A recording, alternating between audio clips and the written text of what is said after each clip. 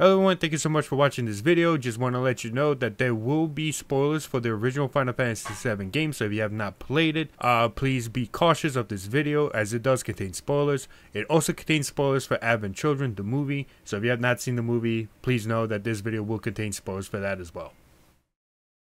Hello and welcome back to Looneyman. My name is Looney, and today I want to talk about an idea, a theory about Sephiroth himself in the remake project.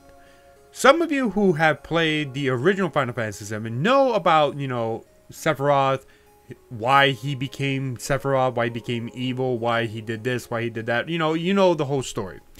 But when you play the remake project, you notice that Sephiroth is acting a little weird. You see Sephiroth earlier than you do see him in the original, and it's all by design. At least, it feels that way. It's all by design. There's a reason why you see Sephiroth so early, why the final fight in Final Fantasy VII Remake was with Sephiroth. I think there's a huge connection as to why, and I want to discuss a little bit about how I personally see Sephiroth in the remake project and what could this possibly mean, right?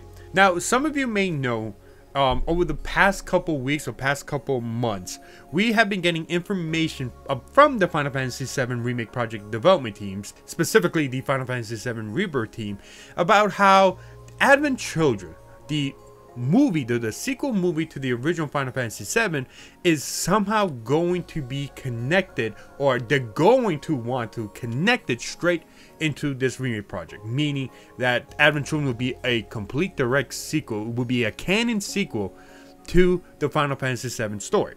So back in November, producer of Final Fantasy VII Rebirth, Yoshinori Kitase-san, had an interview with Games Radar, and they talked about specifically how they wanted to incorporate Advent Children into the remake trilogy.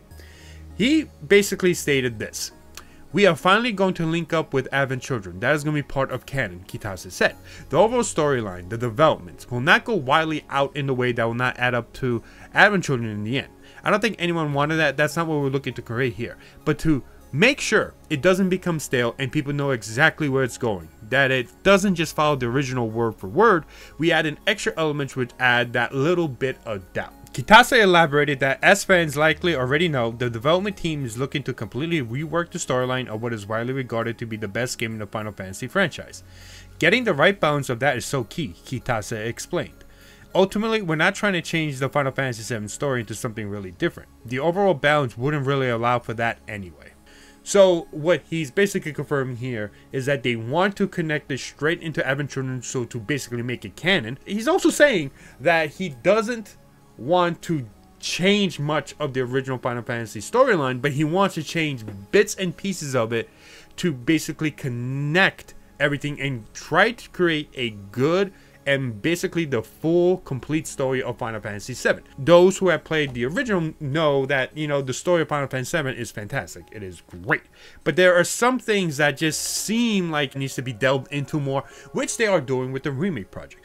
One best example is the characterizations of both Jessie, Biggs, and Wedge. In the original, if you remember, we don't necessarily get to know them that much. We know what happens to them, but you don't necessarily feel much. I remember hearing people talk about like how, when I was trying to first get into Final Fantasy VII, like, they're not that important characters, they're just there sometimes, That's what people sometimes told me about, Biggs, Jessie, and Wedge, right? So I'm like, well, that kind of sucks. So then I started to play the remake, and I saw just how much more they delved into the characters, basically. They did such great work by adding like those extra filler chapters that basically dedicated to them, right? So they added more and more to the point where like it hurt when they eventually died in the remake. So, well, quote unquote died, right? But that's what I mean. They want to create a good and expanded more on the story of Final Fantasy VII that they couldn't necessarily do with the original. Even Nomura, who spoke previously was talking about, you know, confirming the link between the game and the 2005 movie. He said, if you play right to the end, it will link up to Advent Children, so you don't need to worry about that. We don't know exactly what that means exactly yet, because, you know, we haven't seen the third part, we haven't even played Rebirth yet, so we don't know exactly what he means by that. But Nomura is basically saying that, yes, the Advent Children movie is going to be connected to the remake project. And there was also the information that we just received like a couple weeks ago that Advent Children, the complete 4K remastered version of Advent Children, will be available and premiering in theaters for the first time in Japan. Not sure about America yet. I would hope they do, because I would love to see that movie in theaters. They are going to premiere that movie in theaters a week before Rebirth comes out, February 21st, which is also my birthday. Yay. But that is pretty huge when you consider like what they want to do with Advent Children and how they want to connect it to the remake project. It's just very, you know, auspicious that they want to do this right before Rebirth comes out, as if they're telling you, go watch the movie. There's a reason you should go watch this movie, because you're going to experience something in Rebirth that directly connects with that movie. I think that's what they're trying to do, which is kind of cool. Which, to me, it's kind of amazing that they're actually trying to rework the story. Not change a lot, but rework the story enough so that the movie becomes canon itself, which is fantastic. This is a perfect opportunity to do so, you know? But what does this mean in terms of Sephiroth himself? If you've seen Advent Children, you know about the plot. Right, you know about the three individuals who are trying to basically find the Jenova cells, because they, you know, are the remnants of Sephiroth. But they want to find Jenova cells, they want to fuse with the Jenova cells, and then eventually become Sephiroth, or, you know, just become these powerful beings to then take over the world. When they do that, Sephiroth appears. You know, like Sephiroth himself appears, and Sephiroth in the movie seems a little bit more antagonizing towards Cloud. You know, he wants to punish Cloud. He wants to do stuff to Cloud, you know, hurt him. Like, he literally asks him what he, you know, thinks of as the most precious to him. And he, you know, Cloud says everything. And, you know, that shows that this Sephiroth is a little interesting, because he doesn't have a goal. He just wants to, you know, antagonize Cloud all the time. So, where does that lead to the remake Sephiroth? If you notice, Sephiroth in the remake is very antagonizing towards Cloud. He wants to make Cloud suffer a lot more than he did in the original. In the original, he does want to, you know, just fuck with Cloud a lot. And, you know, you could see it. But you don't see it this early on. You don't see it during Midgard, right? So it's very, very interesting that this Sephiroth might actually be Advent Children Sephiroth. Now, why? Well, if you remember, Aerith knows a lot about the OG storyline. There are hints in the remake game where, you know, it seems like she knows, like, you know, the timeline, where the story is. Like, she's connected to, you know, the different timelines, and she knows what happens in the original story. You see it when Marlene touches her, and then Marlene, you know, has this realization that she saw something, that she probably saw everything. And, you know, Aerith goes like this to her. Sorry for knocking the microphone, but she goes like this to her, right? That tells us that basically Aerith knows what happens, and now Marlene does too. So what if, you know, Sephiroth is the same way, right? What if he is the Advent Children Sephiroth and he knows what's going to happen? So now he's trying to mess with Cloud. The story of the original is still going on, but he's messing with Cloud more than he did in the original, which tells me that this might be Advent Children Sephiroth. You know, we think that Advent Children Sephiroth might be dead, but what if he isn't? What if this is him going into Cloud's timeline to really mess him up? And you see him constantly talk to Cloud, telling him about, or like mocking him, or antagonizing, even about Tifa, who, you know, Cloud considers a really good childhood friend, a very important person to him. And he's specifically antagonizing her so that he could get to Cloud's head. And it's this weird ride that you see with Sephiroth in the remake. So what is going on? Like, why would Sephiroth be like this in the remake, if he wasn't for, you know, possibly an Advent Children Sephiroth who wants to antagonize Cloud?